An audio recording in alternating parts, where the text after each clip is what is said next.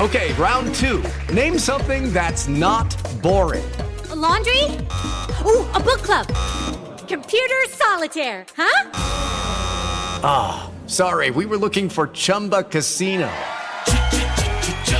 That's right, ChumbaCasino.com has over 100 casino-style games. Join today and play for free for your chance to redeem some serious prizes. ChumbaCasino.com. No purchase necessary. Void where prohibited by law. 18 plus. Terms and conditions apply. See website for details.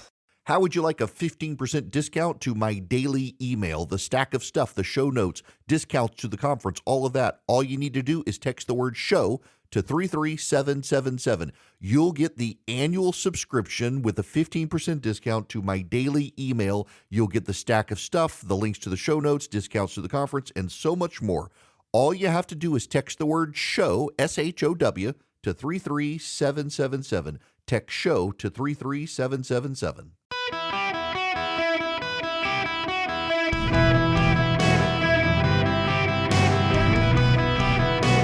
Welcome to the Eric Erickson Show podcast, Hour 3. Hello, America. Across the fruited plain, it is your host, Eric Erickson, and I am delighted to have you with me. The phone number is 877-973-7425. If you'd like to be a part of the program, you're more than welcome to call in. Okay.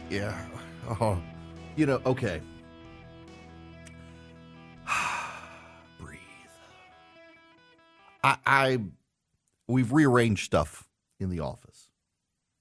If you see any of the videos now from yesterday, today, or moving forward, I've got this nice background now. It was the view out the window, and we had to use a TV monitor to project the view out the window on it so that we control the lighting for camera and video. And now I've got this. It's a beautiful, beautiful background. It is three-dimensional. It's wall paneling. It's old reclaimed wood from barns and buildings, and it's flooring. It's joists. It's beams from attics and roofs, and it really is gorgeous, and it smells fantastic. But now what do I do with this giant 95-inch TV that I was sitting in front of that projected it? So I've got the news on, so I can watch the news, and if there's a breaking news or something, it comes on, and it's been on CNN. The amount of obsessive, nonstop coverage of Donald Trump on this network during the daytime, it has been nonstop. They are obsessed with Donald Trump all of a sudden. Maybe it's been this way, and I don't watch the news. I make the news. I don't watch the news. It is nonstop. These people are obsessed.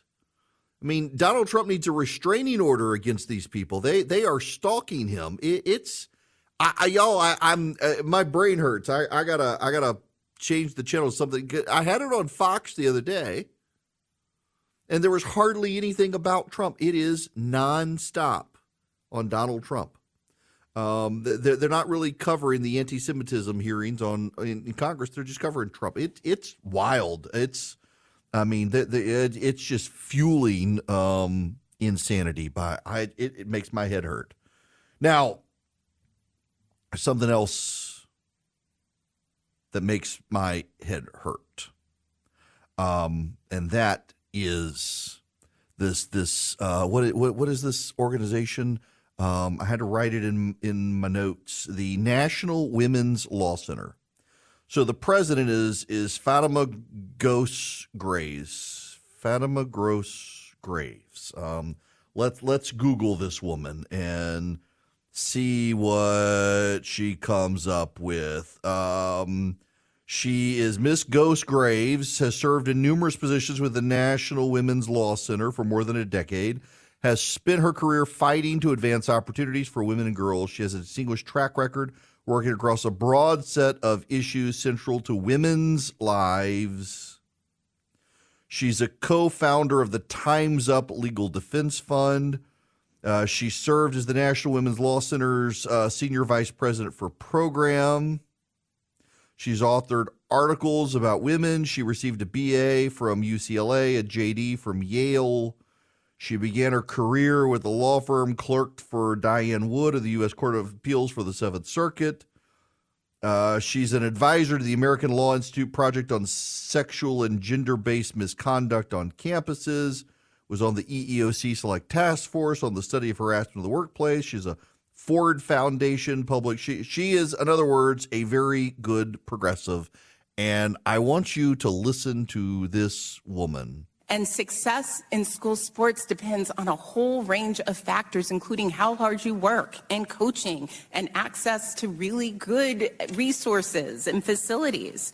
And trans students participate in sports for the same reason as their kids, because it is fun, because it creates belonging and community, because it teaches so much about persistence and leadership and discipline, unless they learn to lose gracefully, hopefully. And often they learn to win with dignity, hopefully. They learn to do the sort of work that means you have higher grades and stay connected to school. I want every kid to have that chance, to have the chance to play. She's talking about girls losing to boys in sports, and she wants them to learn to lose gracefully to the boys. That, I think, is not the most damning part of this woman's testimony.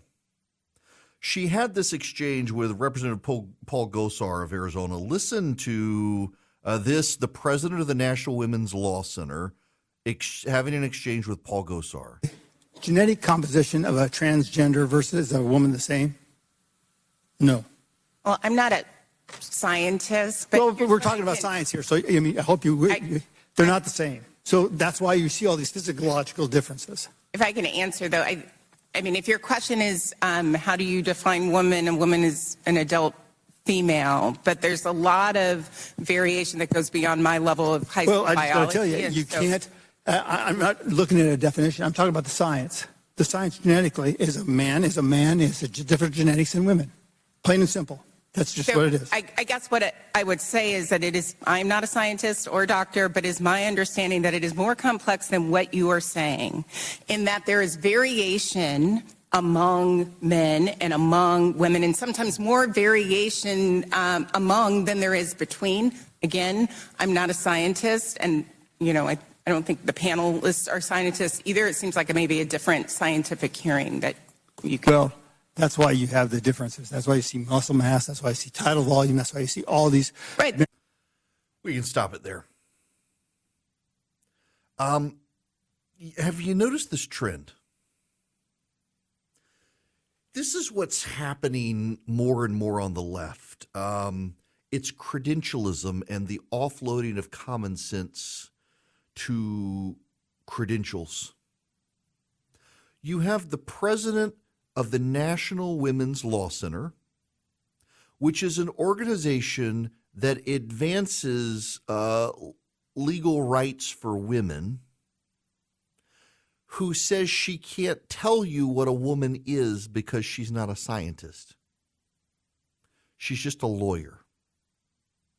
She's an Ivy League educated lawyer, which is probably the problem. So how can you be the National Women's Law Center president to represent women when you can't say what a woman is because you say you're not a doctor? Let me just do this biologically. She starts talking about it. It's a little more complicated than my understanding of high school biology. No, it's actually not.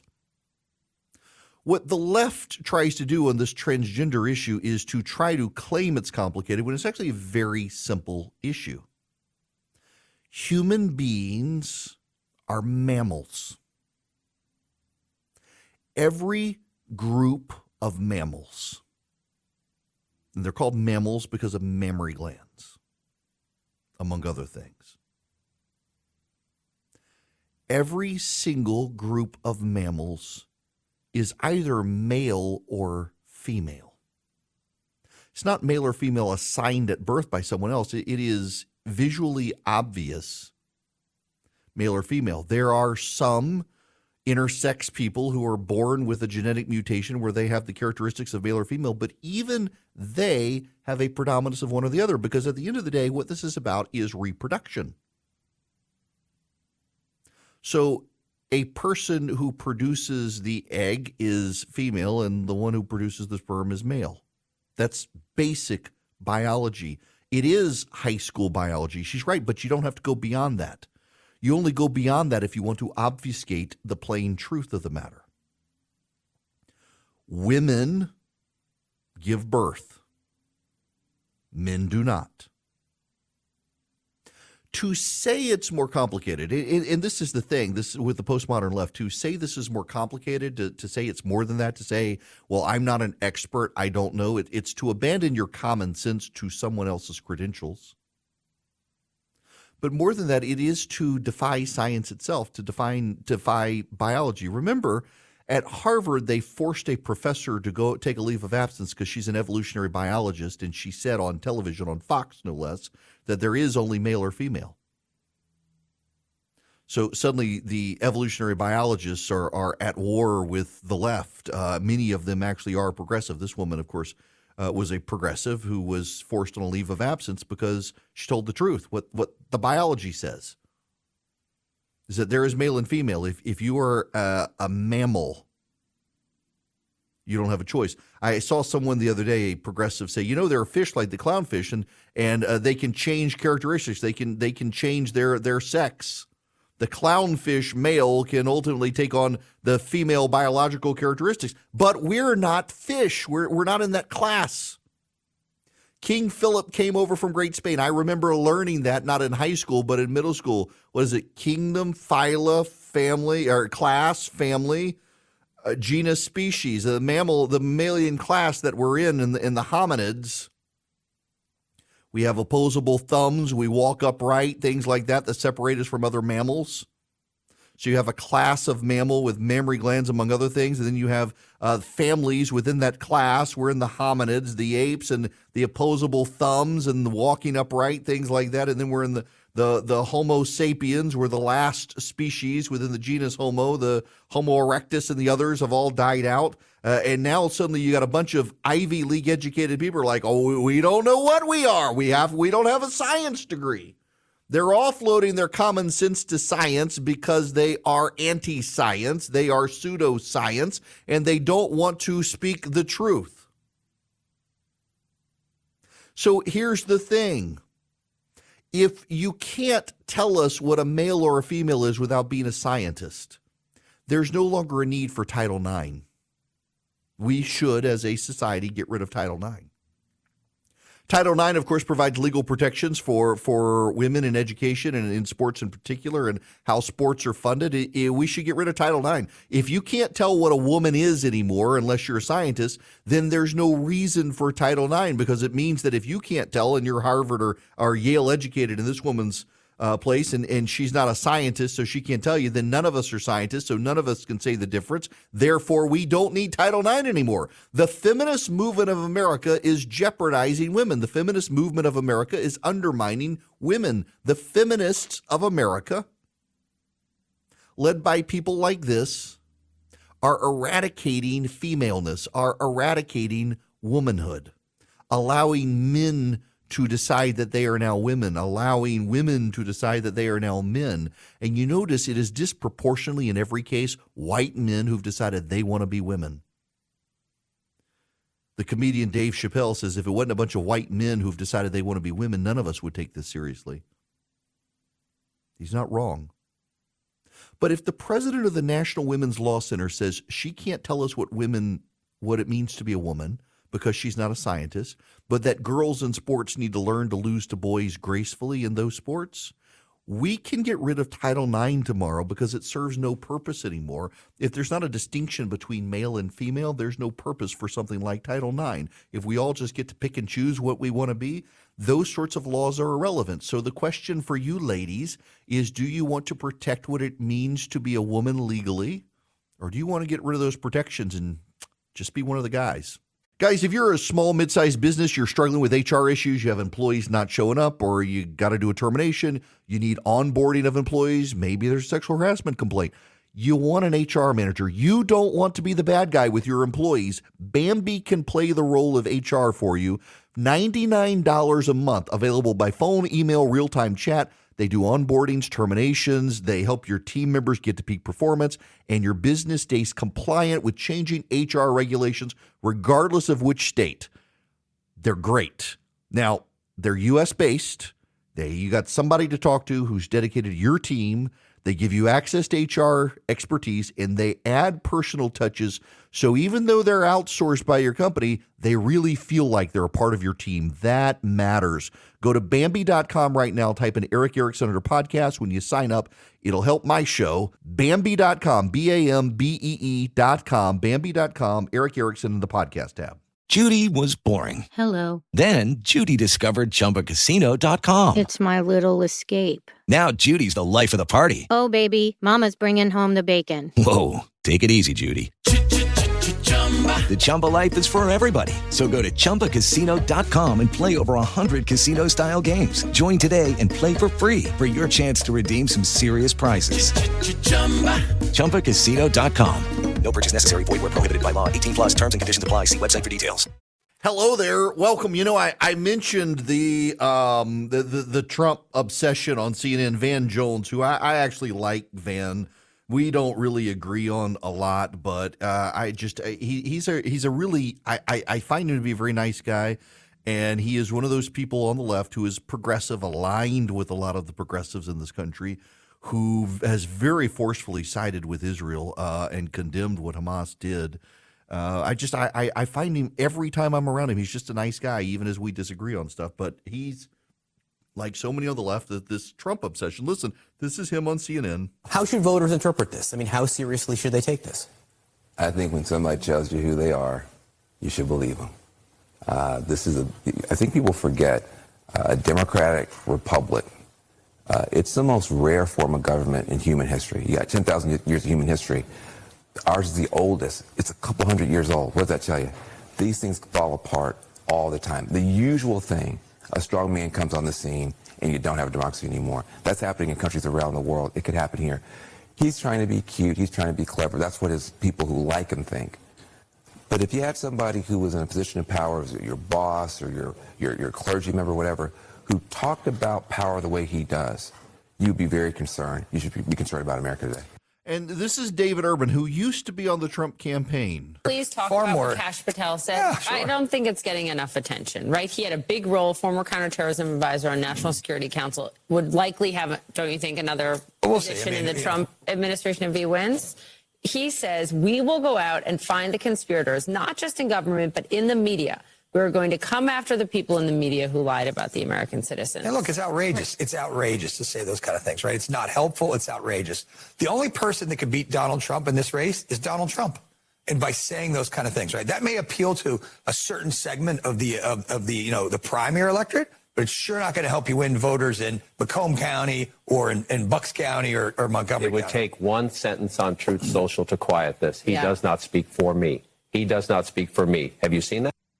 If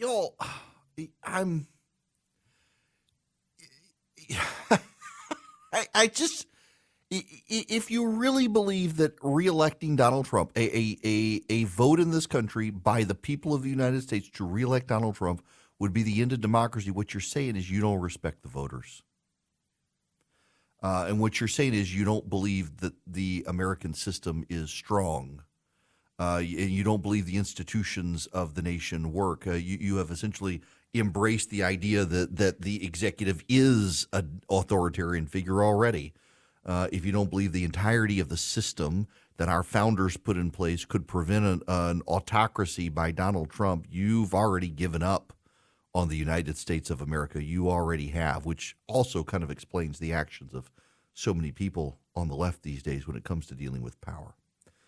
Now, before I move on, I had this experience, painful experience. I had to go to the post office yesterday. Now, look, God bless our mailmen in this country and the mail women, whatever you want to say, but standing in line at the post office, it's just a miserable experience. I had to go return something for my wife, and I had to go by the post office, and I had to take it in. I had to stand in line, and Thank God for Stamps.com, because when I send packages, I arrange pickup at my office, and you can't you don't have to stand in line. In fact, you can save up to 84% off rates. The post office, UPS, you get the fastest options, the cheapest options. All you need is a computer or a mobile device and a printer. You can print a label. You can ship a package. You can arrange for pickup at your office. Right now with Stamps.com, you get a limited time offer. You get free postage, a free digital scale, no long-term commitment, no contract. You just start shipping packages today, and you get to bypass the lines. You go to Stamps.com, you click on the microphone, you put in Eric, E-R-I-C-K. It's Stamps.com. You click on the microphone. You put in Eric, E-R-I-C-K, you bypass the lines, you arrange pickup, you save money, you save time. It's so convenient at Stamps.com to ship packages. Hey guys, it is Ryan. I'm not sure if you know this about me, but I'm a bit of a fun fanatic when I can. I like to work, but I like fun too. It's a thing. And now the truth is out there. I can tell you about my favorite place to have fun. Chumba Casino. They have hundreds of social casino style games to choose from with new games released each week. You can play for free anytime, anywhere. And each day brings a new chance to collect daily bonuses. So join me in the fun. Sign up now at ChumbaCasino.com. No purchase necessary. VGW Group. Void where prohibited by law. See terms and conditions. 18+. Hello, America. I am so delighted to have you with me. The phone number is 877-973-7425. My buddy Joe, who's over on KPEL in Lafayette, Louisiana. Those of you in Georgia who pronounce it Lafayette, and I realize I got an affiliate in Lafayette. It's Lafayette. I had the hardest. So, squirrel. So when I moved to Georgia from Louisiana, there's a Houston County, but it's called Houston. There's a Vienna, Georgia, but it's called Vienna. There's a Lafayette, Georgia, but it's Lafayette. And there's a Cairo, Georgia, but it's pronounced Cairo. And it has this entire time baffled me. And also, people in Middle Georgia cannot say my last name. My wife did not believe me when we got married. My name is not hard. My name is Eric Erickson. It is my legitimate, real name. My actual first name is Eric Woods. Long story, but Eric Woods Erickson is my name. Eric-Woods Erickson. One time when I was in law school, I was buying beer at a local Kroger, and the cashier asked for my driver's license, and she saw it, and she looks at me, and the name, by the way, Eric Erickson is pronounced by people of Georgia, some people of Georgia, particularly in the black community, but not just. The South rural black and white community in particular, it is Eric Erickson. I don't know. I got nothing for you. I don't know. Eric Erickson. This woman literally looks at my driver's license when I'm buying beer. She says, Eric Erickson, was your mama retarded? And then realizes what she says. I died laughing. She blurts that out and then has this horrified look like, oh my gosh, I can't believe I just said that out loud. I died laughing. That woman was not in trouble. I found it absolutely hilarious that she would let that come out of her mouth when she saw my name. But Eric Erickson, just like Cairo and Vienna and Lafayette, but in Lafayette, Louisiana, steering my tangent back onto the main track, my buddy Joe Cunningham is on the radio there. Joe got us started at redstate.com, where I was the editor. He's now at KPEL 96.5, and I am now on their AM station in my home state of Louisiana. And Joe texted me this morning, and he said, well, I'll read you his text, one of the safe text messages. Can't read you all the ones that he and I trade, but this one, he says, man, I have some very strong thoughts on McCarthy today. Boy, do I have some strong thoughts. Let's talk about Kevin McCarthy, who is leaving the United States House of Representatives. I'm not a Kevin McCarthy fan. I still find it to be one of the most remarkable quotes ever given. One of Kevin McCarthy's own staff members, one of his own employees, one of the people on Kevin McCarthy's payroll, one time said of Kevin McCarthy, his superpower is that he believes in nothing. He clearly does not believe in the House of Representatives. The only thing Kevin McCarthy ever seems to have believed in is his own power. And he worked very hard over time to become Speaker of the House. and then lost it, and then worked very hard to undermine those who would be Speaker of the House so he could re-become Speaker of the House, and it did not happen. So having lost the power of the speakership, the only thing he wanted, he's now done. He doesn't care that it'll put the Republicans in a precarious spot. They will have a 2-seat majority. At the end of the year, when Kevin McCarthy leaves, they'll actually have a 1-seat majority because Congressman Johnson, I forget where he's from, up north somewhere, he's leaving as well. So the Republicans will have a 1-seat majority in the House of Representatives, which is a just going to be gridlock, which I'm fine with, by the way. We are all safer the less Congress does, and that the House of Representatives won't be able to do much is actually not a bad thing. We're headed into an election season anyway. It's not like they're going to get a bunch of big stuff done. But that Kevin McCarthy would bail at the end of the year because he can't be Speaker of the House anymore is just a symptom of his character. But the larger issue as well is that Matt Gaetz opened Pandora's box. There are a whole lot of people who still view Matt Gaetz's ouster of Kevin McCarthy as some sort of genius move and some sort of brilliant payback, and that Kevin McCarthy got what he deserves. And I'm not a McCarthy fan. I didn't want McCarthy to be Speaker in the first place. But it is kind of ironic that Matt Gaetz may cost the Republicans their majority, put Hakeem Jeffries in as Speaker of the House before the election next year because of what he did with Kevin McCarthy. But there's more here, too. This Republican House of Representatives did a very good thing exposing the anti-Semitism on college campuses. You know, it's kind of amazing that as much as the House of Representatives is kind of a poop show these days, to put it politely for radio, they did a really good thing with this hearing yesterday. But there's problems in getting anything done.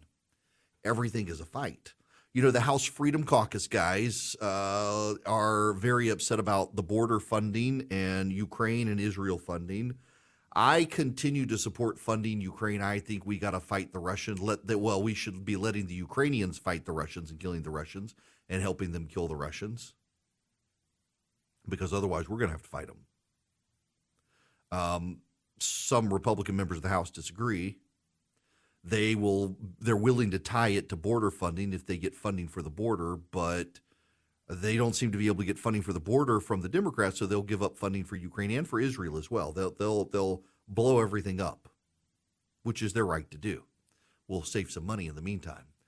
But we've got fundamental challenges in the country, and the House of Representatives under Republicans and Democrats together is not really a serious institution. I can kind of understand, if I'm really, really honest about it, I can get the anxiety of people who are worried about Donald Trump coming back to the presidency because they are convinced that Congress won't do anything, that if Donald Trump were to get out of hand, Congress still wouldn't do anything. They'd have to rely on the courts and Trump-appointed judges, and can they take their chances?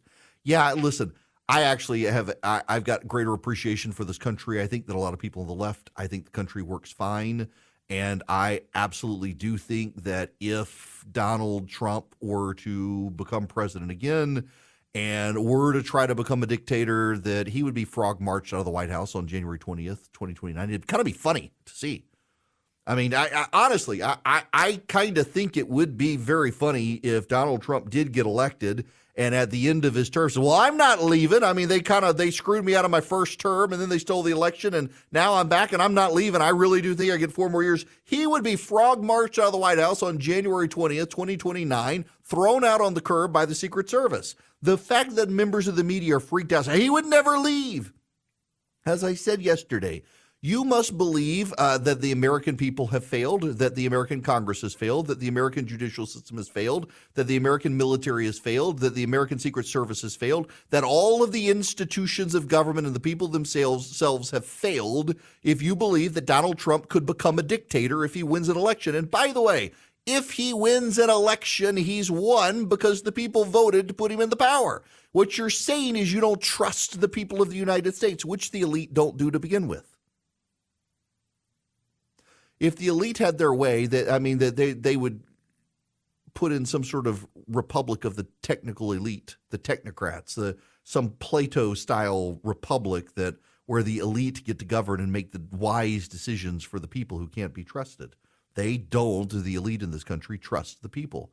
If the people vote for Donald Trump next year, the people who have voted for Donald Trump respect the people.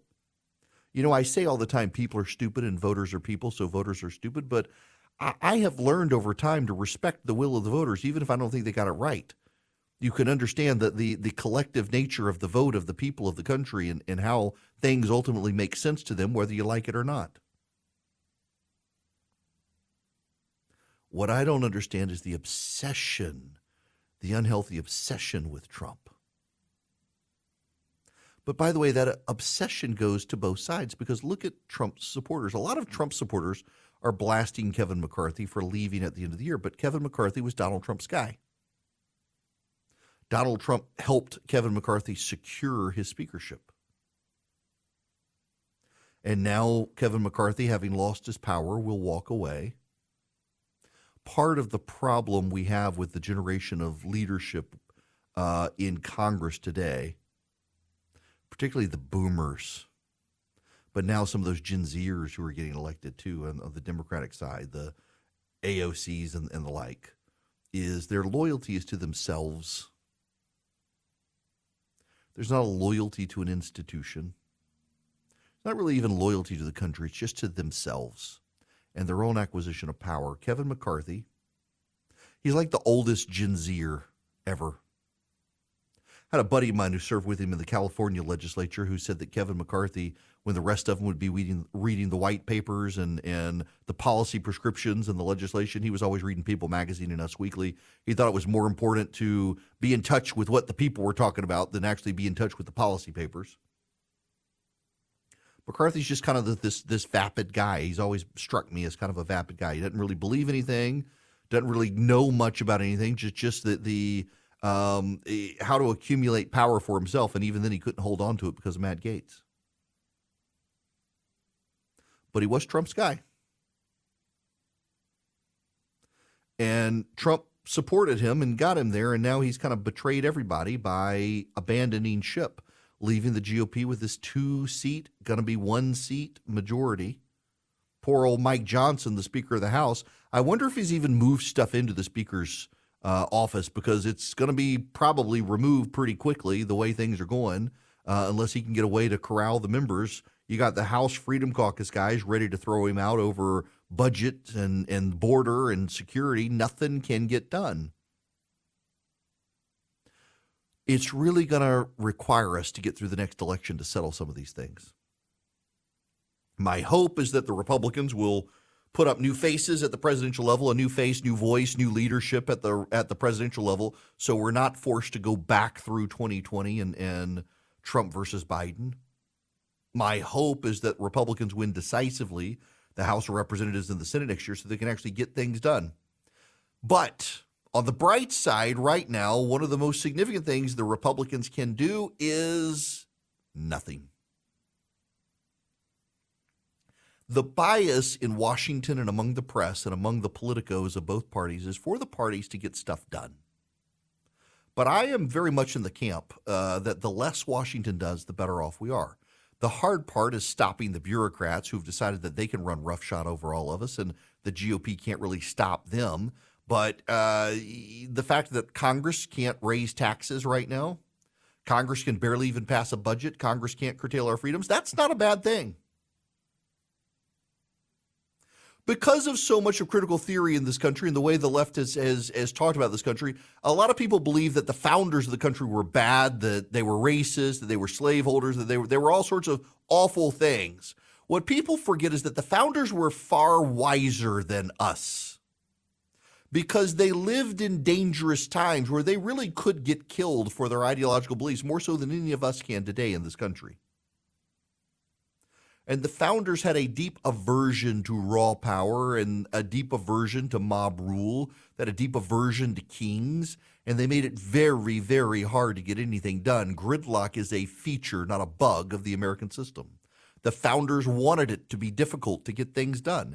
And the more difficult it is for the Washington elite of both parties to get things done, the better off it is. And to the extent Kevin McCarthy leaving makes it even more difficult to get things done, that's not necessarily a bad thing. It's not like they could get anything done with him there anyway.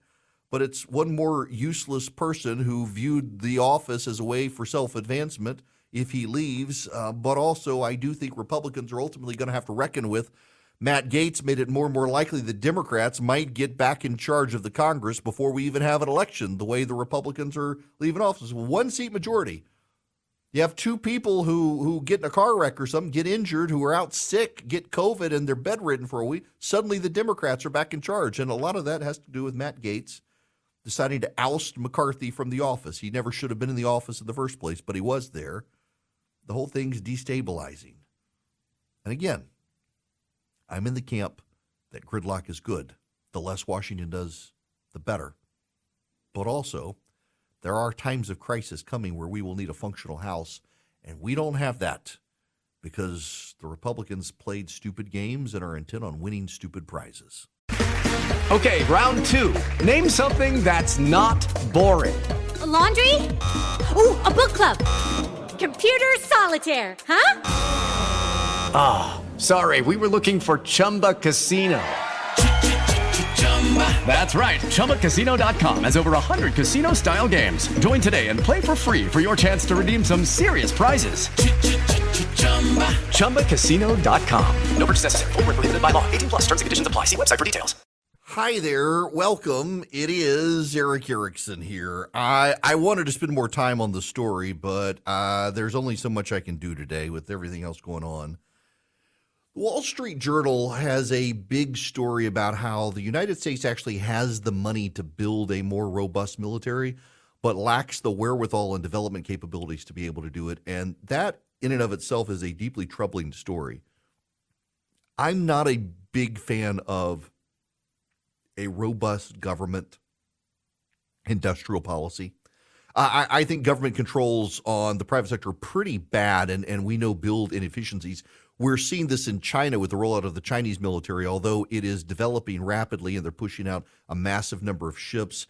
Their development reaches back to the United States pre-World War II as we started cranking out a lot of ships. But the problem here is that they're not well built.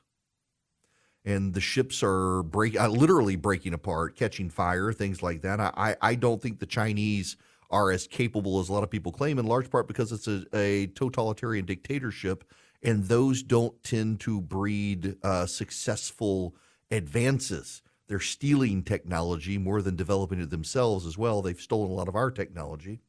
But the fact that this country can't get its stuff together and that the defense industry is in large part just a way to subsidize Boeing and keep it alive and functioning in the wake of the 737 mess, that's not good. And we really do need a fundamental shakeup of our military-industrial complex.